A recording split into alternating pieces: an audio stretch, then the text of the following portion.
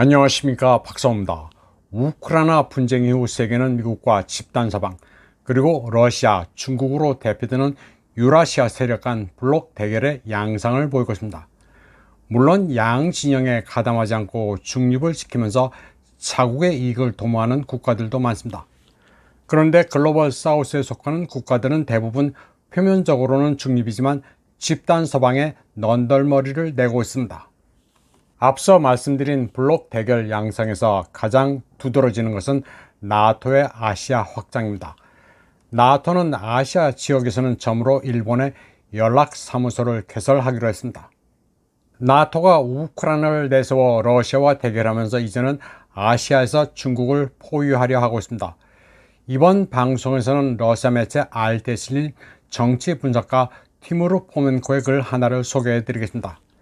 나토의 아시아 진출에 대해 중국이 할 수 있는 일은 무엇인지를 살펴본 글입니다.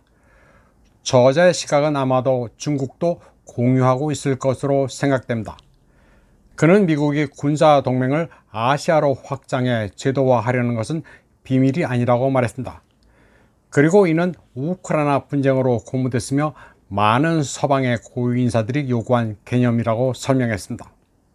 그러면서 이는 나토 본래의 존재 이유인 방어적 동맹과는 거리가 먼 지정학적 패권의 도구가 된 지 오래됐음을 보여준다고 말했습니다. 티무르 포멘코는 조 바이든 행정부가 지난 수십 년 동안 가장 군사적으로 호전적인 행정부라고 말했습니다. 현재 상황을 보건대 조지 W 부시보다도 더 공격적이라고 그는 설명했습니다. 티무르 포멘코는 도널드 트럼프 전 미국 대통령이 나토를 지켜하면서 재정적으로 더 독립적이 될 수 있도록 노력한 반면 바이든은 나토의 세계화를 추진하고 있다고 말했습니다. 그는 나토가 바르샤바 조약기구에 대항하는 집단 방위 체제로 출발했지만 냉전 종식 이후에는 미국의 이익과 안보 목표를 강화하는 도구로 변했다고 말했습니다. 그리고 나토를 동쪽으로 1인치도 확장하지 않겠다고 한 약속을 어긴 것도 모자라 이제는 아시아로 확장하려 한다고 평가했습니다. 이를 위해 미국은 일본, 한국, 필리핀, 호주를 포함한 기존 동맹과 연동하기를 원한다고 그는 말했습니다. 그는 또 미국은 전통적으로 한국, 일본과 양자 동맹의 틀을 유지해왔지만 이제는 나토식의 다자간 군사 동맹을 희망하고 있다고 설명했습니다. 그런데 나토의 아시아 확장과 관련해 주목되는 것은 타이완입니다. 우크라이나를 둘러싼 대결 구도와 타이완을 둘러싼 구도가 묘하게도 아주 비슷합니다.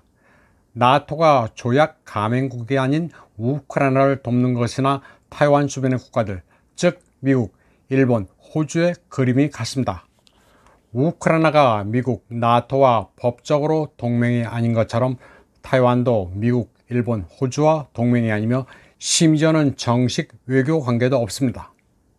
결국 타이완 해협에서 전쟁이 발생하면 우크라이나를 모델로 삼아 미국과 그 동맹국들이 타이완을 간접적으로 지원하면서 대리전을 수행하도록 만들 것이라는 게 티무르 포멘코의 시각입니다. 그러면 중국은 이에 대항하기 위해 러시아 그리고 북한과의 관계를 강화할 것으로 내다봤습니다. 또 미국을 꺼려하는 아시아 지역 국가들, 즉 라오스, 캄보디아, 미얀마에 더욱 접근할 것으로 봤습니다.